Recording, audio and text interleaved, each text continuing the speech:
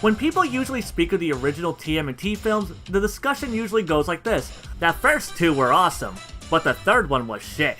Now, what if I were to tell you that the second one wasn't that good either?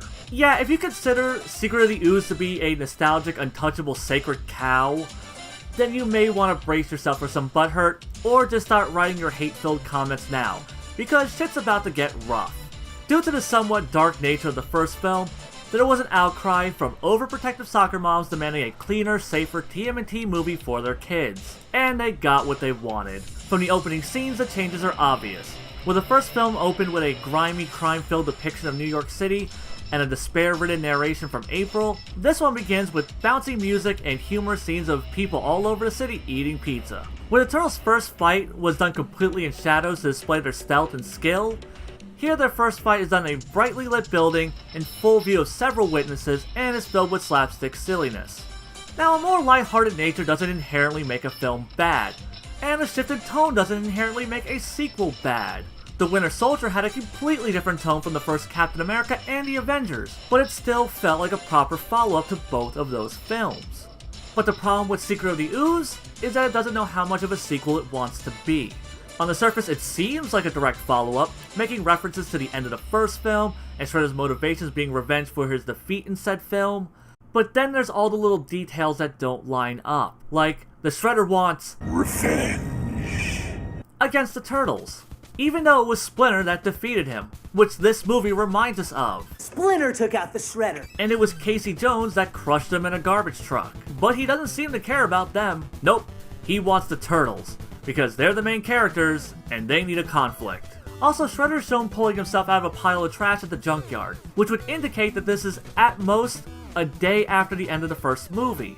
But previous to that, we're given lines of dialogue that would imply the Turtles have been living with April for several days, if not a couple of weeks. And speaking of living with April, wasn't her apartment burned down in the first movie? So Shredder spent enough time buried in trash that April was able to go apartment hunting, fully move in, and let the Turtles stay with her long enough that the local pizza place starts questioning her eating habits. Got another order for that O'Neill woman. Are you kidding me again?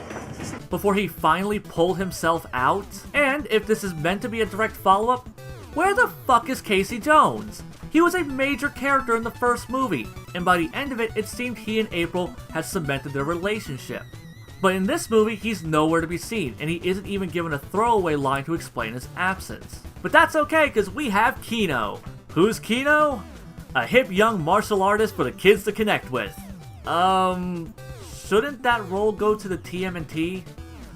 I mean, they are teenagers, after all. All that aside, my biggest mark against the film would be its complete lack of a theme and emotional core. One of the major high points of the first movie was its central theme of family. The Shredder used the illusion of love and family to manipulate teenagers into joining his criminal organization. And this depiction of fake family is contrast with the Turtles and Splinter's actual bonds as family. And this theme is carried throughout the entire film, and doubles as the film's emotional core. Secret of the Ooze has none of these elements, and it has nothing to replace these elements with. The closest the film ever gets to having a real emotional moment is when Donatello questions the meaning of his existence. But that gets brushed off by a single line from Splinter. Not confuse the specter of your origin with your present worth, my son. I mean, it's a damn good line, don't get me wrong.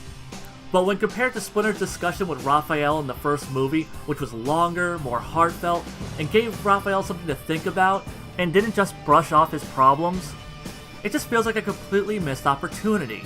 Donnie's plight could have been the theme that this film needed, but instead we're left with no theme, no character arcs, and a bare-bones story about revenge. On top of that, this movie is filled with some pretty stupid shit. Like how the Turtles, with the exception of Donnie, don't use their weapons, or how Vanilla Ice freestyles a rap about Ninja Turtles on the spot, or how Super Shredder's armor mutates with the rest of him, or how Shredder's killed by knocking over a pier on himself, in the most anticlimactic ending in comic book movie history. Now to be fair, this movie isn't without its merits. The characterization of the Turtles is pretty spot on from what we saw in the first film. The only noticeable differences is Raph's temper has been toned down a lot, and he's depicted more as the sarcastic smartass of the group. which makes sense. After everything he went through in the first film, his anger being dialed back fits with the arc that he had in that story. Also, Donnie is shown to be more of a nerd in this one, and many people have called foul on this, since that's not how he acted in the first movie. I somewhat disagree. In that film, Donnie didn't have much to do other than be a foil to Mikey, and there was really no point for him to display any scientific or technical know-how in that story. But he was shown to be kind of the odd turtle out, with his inability to properly use slang, and being a more serious deep thinker. What Splinter said tonight? I mean about what it would be like. You know, not having him. Which also falls in line with his existential crisis that he has in this movie. So I consider this less of a change in his character and more of an expansion of it. Now, though the writing this time isn't as smart as the first films, it gets the job done. There's some cheesy lines here and there, but nothing that's too insulting to the viewer's intelligence. And though the violence may have been toned way down, the fights are still fun to watch, even with all of the silliness. To wrap things up, Teenage Mutant Ninja Turtles 2 at its best is serviceable.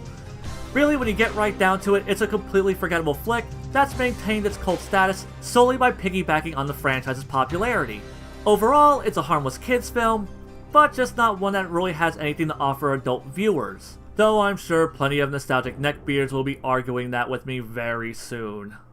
Well, now that I've pissed off a shit ton of people by thoroughly reaming a movie that everybody loves, I think it's only fair to do something that's cathartic for everyone, and completely rip apart a movie that's loathed by the fandom as a whole.